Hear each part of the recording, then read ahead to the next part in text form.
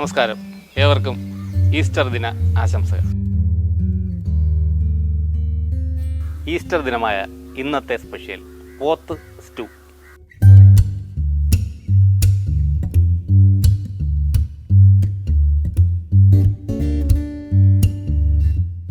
നമുക്ക് പോത്ത് സ്റ്റൂ ഉണ്ടാക്കാനുള്ള എന്തൊക്കെയാണ് സാധനങ്ങൾ വേണ്ടതെന്ന് നോക്കാം. ആദ്യം തന്നെ 1 കിലോ പോത്ത് ഞാൻ വാങ്ങിച്ച് വെച്ചിട്ടുണ്ട്, ക്ലീൻ ചെയ്ത് റെഡിയാക്കി വെച്ചിട്ടുണ്ട്. ഒരു 3 സവാള ക്യൂബായിട്ട് കട്ട് ചെയ്ത് വെച്ചിട്ടുണ്ട്. ക്യാരറ്റ്, ഉരുളക്കിഴങ്ങ്, ബീൻസ്, ഹോൾ സ്പൈസസ്, തേങ്ങാപ്പാൽ, പച്ചമുളക്, ഇഞ്ചി വെളുത്തുള്ളി ക്രഷ് ചെയ്തത്, കറിവേപ്പില, വെളിച്ചെണ്ണ, ഗരം മസാല, ഇങ്ങനെ അത്യാവശ്യം വേണ്ടുന്ന സാധനങ്ങളെല്ലാം എടുത്തു വെച്ചിട്ടുണ്ട്. സമയം കളയുന്നില്ല, നമുക്ക് നേരെ വീഡിയോയിലേക്ക് പോകാം. ആദ്യം നമുക്ക് ഒരു കുക്കറിൽ പോത്തിനെ ഒരു 4 വിസിലടുപ്പിച്ച് കുക്ക് ചെയ്ത് മാറ്റാം. പോത്ത് എടുത്തു വെച്ചിട്ടുണ്ട്. അതിലേക്ക് നമുക്ക് കുറച്ച് ജിഞ്ചർ ഗാർലിക്ക് ക്രഷ് ചെയ്ത് ഇട്ട് കൊടുക്കാം. കുറച്ച് കുരുമുളക് പൊടി ഇട്ട് കൊടുക്കാം. പോത്തിന് ആവശ്യമായിട്ടുള്ള ഉപ്പ് ഇട്ട് കൊടുക്കാം. കുറച്ച് കറിവേപ്പില ഇട്ട് ഇതിനെ നല്ല രീതിയിലൊന്ന് മിക്സ് ചെയ്തെടുക്കാം. ഇതിൽ ഇനി കുറച്ച് ഹോൾ സ്പൈസസ്, പട്ട, ഗ്രാമ്പു, ഏലക്ക, തക്കോലം, കുരുമുളക്, ഇത്രയും സാധനങ്ങൾ നമുക്ക് ഇതിലോട്ടങ്ങ് ഇട്ട് കൊടുക്കാം. ഇനി ഇത് വേവിക്കാനായിട്ട് ഒരു 2-3 സ്പൂണ് തേങ്ങാപ്പാൽ, വെള്ളം ഒഴിച്ചാലും മതി, ഞാനിതിൽ തേങ്ങാപ്പാൽ ഒഴിച്ചാണ്. നമുക്കിനി ഇതിനെ കുക്കർ അടച്ച് വെച്ച് ഒരു 4 വിസിൽ കേൾപ്പിച്ച് വേവിച്ചെടുത്തുകൊണ്ട് വരാം. പോത്ത് വേവുന്ന സമയം കൊണ്ട് നമുക്കിതിലേക്ക് ആവശ്യമുള്ള വെജിറ്റബിൾസ് കൂടെ ഒന്ന് ചെറുതായിട്ടൊന്ന് ബോയിൽ ചെയ്ത് എടുക്കാം. സ്റ്റൂ ഉണ്ടാക്കാനായിട്ട് ഞാനൊരു ഉരുളി എടുത്ത് വെച്ചിട്ടുണ്ട്. നമുക്ക് ഉരുളിയിലേക്ക് കുറച്ച് വെളിച്ചെണ്ണ ഒഴിച്ചു കൊടുക്കാം. നമ്മൾ ഒഴിച്ച വെളിച്ചെണ്ണ ഒന്ന് ചൂടായിട്ടുണ്ട്. അതിൽ നമുക്ക് സ്പൈസസ് ഇട്ട് കൊടുക്കാം. തക്കോലം, പട്ട, ഗ്രാമ്പു, ഏലക്ക, കുരുമുളക് എല്ലാം ഒരു 2-3 എണ്ണം വീതം ഇട്ട് കൊടുക്കാം. ചൂടായി വന്നിട്ടുണ്ട്. നമുക്കതിൽ കട്ട് ചെയ്ത് വച്ചേക്കുന്ന സവാള, ഒരു 3 സവാളയാണ് ഞാൻ എടുത്തിട്ടുള്ളത്. സവാള ഒന്ന് വാടിയിട്ടുണ്ട്. നമുക്കതിലേക്ക് കുറച്ച് ഇഞ്ചി ക്രഷ് ചെയ്തത്, അരിഞ്ഞു വെച്ചേക്കുന്ന പച്ചമുളക്, കുറച്ച് കറിവേപ്പില. ഈ ഇഞ്ചിയുടെയും വെളുത്തുള്ളിയുടെയൊക്കെ പച്ച മണം ഒന്ന് മാറുന്നത് വരെ നല്ല രീതിയിലൊന്ന് ഇളക്കി കൊടുക്കാം. നമ്മൾ രണ്ടാമതിട്ട ഇഞ്ചിയും വെളുത്തുള്ളിയൊക്കെ ഒന്ന് മൂത്തിട്ടുണ്ട്.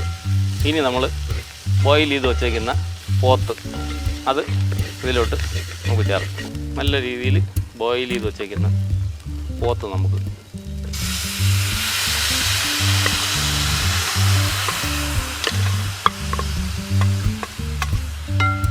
പോത്ത് ബോയിൽ ചെയ്യാൻ വെച്ചപ്പോൾ തന്നെ നമ്മളൊരു 1/2 കപ്പ് തേങ്ങാപ്പാൽ അതിൽ ഒഴിച്ചിട്ടുണ്ടായിരുന്നു. കുറച്ച് 2ാം പാൽ കൂടെ ഒഴിച്ച് നമുക്ക് അടച്ച് വെച്ചൊന്ന് നല്ല രീതിയിലൂടെ ഒന്ന് വേവിച്ചെടുക്കാം.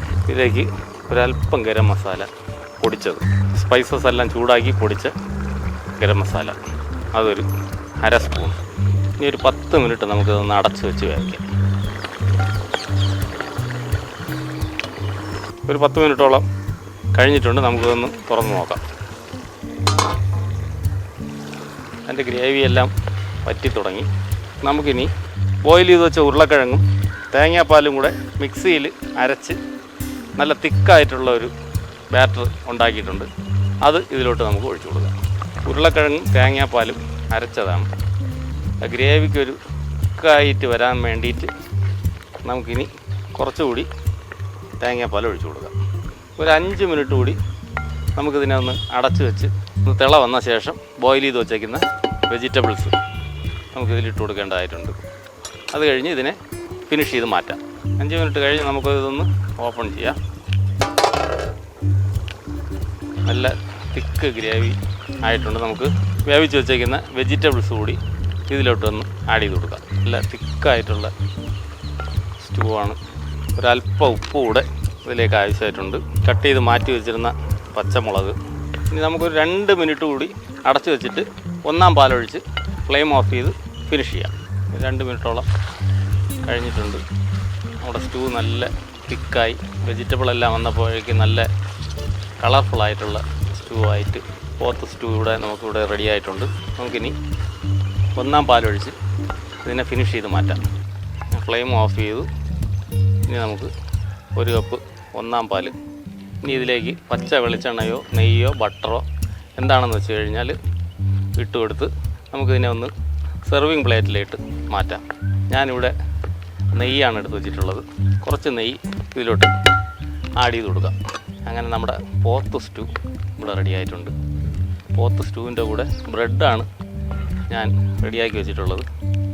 ഇഡ്ഡലി പാത്രത്തിൽ ആവി കയറ്റി നല്ല സ്മൂത്താക്കി വെച്ചേക്കുന്ന ബ്രെഡിൻ്റെ കൂടെ നമുക്കിതിനെ സെർവ് ചെയ്യാം. അങ്ങനെ നമ്മുടെ ബ്രെഡും സ്റ്റൂവും ടേസ്റ്റ് ചെയ്യാനായിട്ട് അനന്തൻ ഇവിടെ വെയിറ്റിങ്ങിലാണ്. അനന്ത ഹാപ്പി? Happy sir. ഇപ്പോൾ നമുക്ക് ബ്രെഡ് ഇതിൽ നല്ല അങ്ങ് കോരി എടുക്കണം.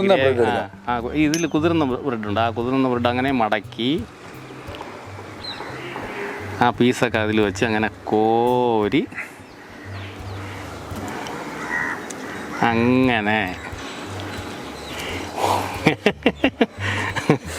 അനന്തന് കഴിക്കാൻ കണക്കാക്കിയിട്ടാണ് അങ്ങനെ കൊതിർത്ത് റെഡിയാക്കി ഞാൻ കൊണ്ടുവച്ചേക്കുന്നത്. നന്നായിട്ടുണ്ട്. കഴിച്ചിട്ട് പറഞ്ഞാൽ മതി. അല്ലല്ല, സീരിയസ്ലി നന്നായിട്ടുണ്ട്. നല്ല ഈ ഭയങ്കര മൃദുവായിട്ടിരിക്കുന്നു. അങ്ങനെ നമ്മുടെ ഈസ്റ്റർ സ്പെഷ്യൽ പോത്ത് സ്റ്റൂ ഇവിടെ റെഡി ആയിട്ടുണ്ട്. അതിൻ്റെ കൂടെ കഴിക്കാനായിട്ട് നല്ല ചൂട് ബ്രെഡും കോട്ടുകുണം മാങ്ങയും കട്ട് ചെയ്ത് വച്ചു. നിങ്ങൾ ഓരോരുത്തരും ഇതേപോലെ പോത്ത് സ്റ്റൂ ഉണ്ടാക്കി ഇതിൻ്റെ ഫീഡ്ബാക്ക് എന്നെ അറിയിക്കുക. ഇതുപോലുള്ള വ്യത്യസ്തമായിട്ടുള്ള വീഡിയോകളുമായി വരുന്നവരേക്കും നന്ദി, നമസ്കാരം, ഹാപ്പി ഈസ്റ്റർ.